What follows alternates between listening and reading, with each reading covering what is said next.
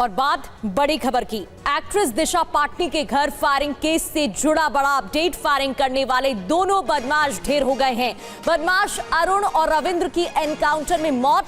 गाजियाबाद में एसटीएफ ने एनकाउंटर किया। दोनों गोल्डी बरार रोहित गोदारा गैंग के सदस्य थे, तो कई दिनों से रेकी कर रहे थे। कई सीसीटीवी फुटेज भी सामने आए जिसमें अपनी स्प्लेंडर बाइक के साथ रेकी करते दिखाई दिए। दोनों को ढेर कर दिया गया है। मुठभेड़ के दौरान दोनों को ढेर किया गया। जख्मी हालत में अस्पताल में भर्ती किया गया, जहां इलाज के दौरान मौत हो गई। फायरिंग करने वाले दोनों बदमाश ढेर कर दिए गए हैं।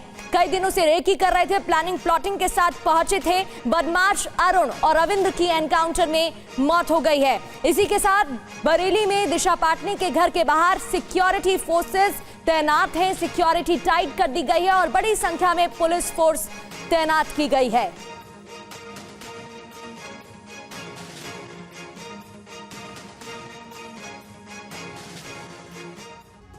और इस खबर से जुड़ी 3 तस्वीरें आपके सामने आपको दिखा रहे हैं। 12 सितंबर को अभिनेत्री दिशा पाटनी के बरेली वाले घर पर फायरिंग की गई, जिसके बाद 17 सितंबर को गाजियाबाद में एनकाउंटर में इन दोनों बदमाशों को ढेर कर दिया गया। और ये 3 तस्वीरें बताती है कि किस तरह यूपी एसटीएफ ने एक बड़ा एक्शन लिया है। जिस तरह हमला किया गया था, हमलावरों के जरिए फायरिंग की गई थी और 8 गोलियां दागी गई थी दिशा पाटनी के घर पर। इन्हीं बदमाशों को ढेर किया गया है। दिशा के घर पर फायरिंग करने वाले इन दोनों बदमाश के खिलाफ ऑपरेशन कैसे चलाया गया, बताया ADG law and order Amitabh Yash ने। सुनिए। आसपास के आने जाने वाले रूट्स पर सीसीटीवी फुटेजेस निकाले गए। धरातल पर अभिसूचना संकलन किया गया, तकनीकी विश्लेषण किए गए। साथ ही आसपास के अन्य प्रदेशों में भी जो क्राइम रिकॉर्ड्स थे उनके क्राइम ब्रांच से प्राप्त कर फोटोग्राफ्स की मैचिंग कराई गई और इन अपराधियों को पहचाना गया। इनकी पहचान रविंद्र और अरुण के रूप में हुई। इसके अलावा ये भी जानकारी हुई कि 2 अन्य अपराधियों को रेकी के लिए इस्तेमाल किया गया था, उनकी ही पहचान कर ली गई है। फायर करने वाले इन 2 अपराधियों के बारे में ये भी जानकारी हुई कि ये गोल्डी बरार गैंग के लिए काम करते हैं। गोल्डी बरार ने इस घटना की जिम्मेदारी सोशल मीडिया के माध्यम से ली थी। एक चैलेंज के रूप में एक्सेप्ट कर इस गैंग को वर्कआउट किया गया और आज सायंकाल में एक मुठभेड़ में ये 2 शूटर्स मार गिराए गए हैं। तो एडीजी को आप सुन रहे थे, उनकी तरफ से कहा गया, बताया गया कि इनकी हिस्ट्री, क्राइम हिस्ट्री क्या रही है अपराधियों की, और जिस तरह से तड़के सुबह ये किया गया है, पूरी मुठभेड़ में मार गिराया गया है। विवेक शर्मा हमारे साथ और ज्यादा जानकारी के साथ जुड़ गए हैं। विवेक, का सीधे एडीजी की तरफ से कहा गया कि ये जो अपराधी रहे गोल्डी बरार गैंग से जुड़े रहे, क्या अब इस पूरे मामले पर और ज्यादा खंगालने की कोशिश होगी गोल्डी बरार के सदस्य या इस गैंग से जुड़े सदस्यों की? देखिए, पुलिस की जांच में निकल के सामने आया कि इस वारदात को अंजाम देने के लिए 5 बदमाश बरेली पहुंचे थे। एक बदमाश की तबीयत खराब हो गई थी, जिसके चलते वो वारदात में शामिल नहीं हुआ, जबकि 4 बदमाशों ने बकायदा दिशा पाटनी के घर के बाहर रेकी की और उसके बाद इस वारदात को अंजाम दिया। इस वारदात में जो शामिल लोग थे उसमें रविंदर, अरुण, नकुल और साथ ही विजय थे। रविंदर और अरुण के बारे में पुलिस को जानकारी मिली थी, जिसके बाद पुलिस की टीम ने ट्रैप लगाया और दिल्ली से गाजियाबाद जाने वाली इसी सड़क पर पुलिस जो है वो तैनात रही। 3 राज्यों की पुलिस ने इस ऑपरेशन को अंजाम दिया था, जिसमें हरियाणा पुलिस, साथ ही बात की जाए तो यूपी पुलिस और साथ ही दिल्ली पुलिस की स्पेशल सेल शामिल थी। और इस जगह पर जब बदमाशों को बाइक पे आता हुआ देखा तो पुलिस ने उन्हें रुकने का इशारा किया। अपने आप को पकड़ा जाता देख बदमाशों ने पुलिस पर फायरिंग करना शुरू कर दिया, जिसके बाद मजबूरन पुलिस को भी फायरिंग करना पड़ा, बदमाश घायल हो गए। आप देख सकते हैं तस्वीरों में कि यहाँ पर आपको काफी तादाद में बुलेट के निशान जो है वो नजर आएंगे। ये छोटे जो गोलदारे आप देख रहे हैं, ये बुलेट के निशान है। ये तकरीबन इसी तरह के करीब 20 से 25 निशान आपको जगह जगह पर नजर आएंगे। आप देख सकते हैं 1 2 3 4 5 6 7 8 9 10 तकरीबन 20 से 25 निशान है। इसके अलावा ये जो बड़ा गोलदारा आप देख रहे हैं, यहाँ पर बदमाशों की बाइक जो थी वो गिर गई थी।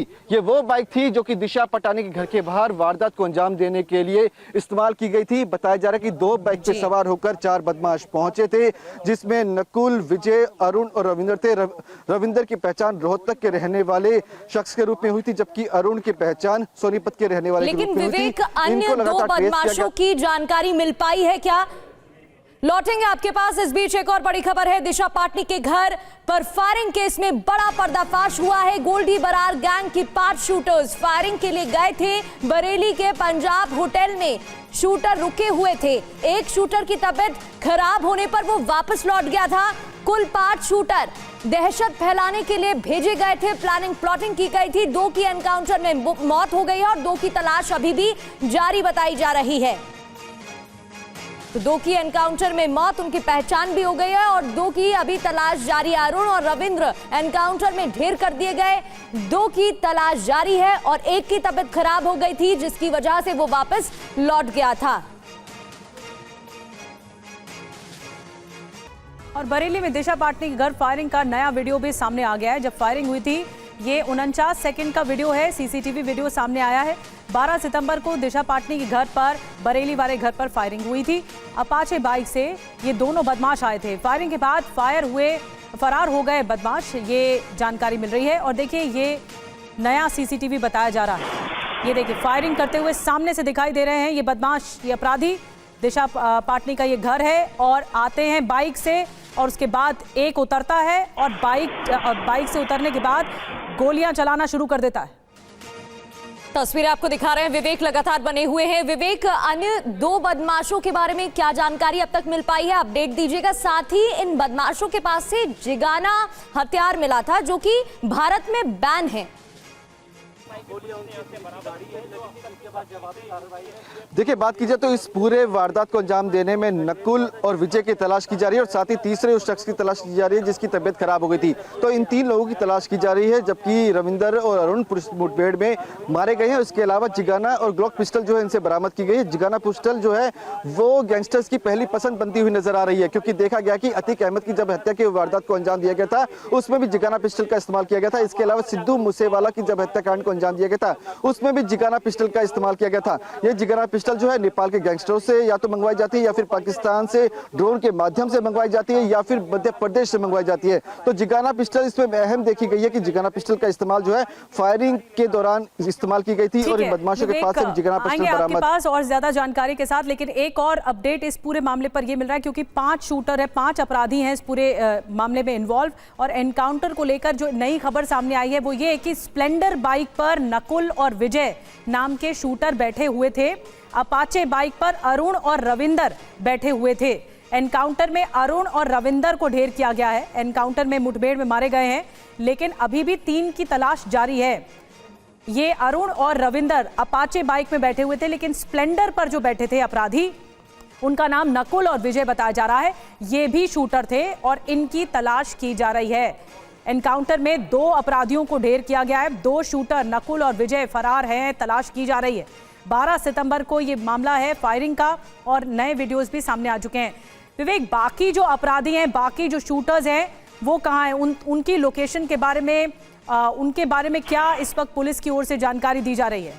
कब तक पकड़े जाएंगे? ड्रोन के जरिए पंजाब में पुलिस, देखिए, स्पेशल सेल दिल्ली पुलिस की बात करें या फिर यूपी एसटीएफ की बात करें, ये लगातार इन बदमाशों की तलाश में जुटी हुई है। कई जगह पर छापेमारी भी की गई है। फिलहाल पुलिस को जानकारी अरुण और रविंदर के बारे में मिली थी, जिनको एनकाउंटर में ढेर कर दिया गया है। विजय और साथ ही जो नकुल है उसकी तलाश बदस्तूर जारी है और तीसरा वो शख्स जिसकी तबीयत बरेली पहुंचकर खराब हो गई थी, उसकी भी तलाश जारी है। पुलिस का कहना है कि जल्द ही इन्हें गिरफ्तार कर लिया जाएगा और साथ ही ये भी जानने की कोशिश इन लोगों से की जाएगी कि आखिरकार ये जो हथियार आए थे ये कहाँ से आए थे, किन लोगों ने इन्हें डिलीवर किया था। और जिस तरह से विदेश में बैठे गोल्डी बरार और रोहित गोदारा ने इन्हें सुपारी दी थी, तो इनकी बताया जा रहा है कि जो आपस में लोग मिले थे ये सोशल मीडिया के माध्यम से मिले थे और ये भी जानकारी मिली है कि सोशल मीडिया के माध्यम से ही इन लोगों की हायरिंग भी की गई थी और उसी के माध्यम से इन्हें सुपारी भी दी गई थी। तो सारी चीजों की जो जांच पड़ताल है वो पुलिस कर रही है, हर एक कड़ी को जोड़ने की कोशिश कर रही है और जल्द ही उम्मीद जताई जा रही है कि नकुल और साथ ही जो विजय है उसको गिरफ्तार कर लिया जाएगा और तीसरा आरोपी जिसकी बरेली में पहुंचकर तबीयत खराब हो गई थी उसको भी गिरफ्तार कर लिया जाएगा। एक सीसीटीवी फुटेज आपने देखा होगा जिसमें दिखाई दे रहा है कि पेट्रोल पंप पर ये लोग खड़े हुए हैं। 9 तारीख का है, 9 तारीख को ये लोग जो है बरेली पहुंच गए थे। बकायदा दिशा पटानी के वहां पर इन्होंने रेकी की थी, कई बार ये वहां पे गए थे। किस तरह की स्थिति है, कहां पे सीसीटीवी कैमरा है, कहां पे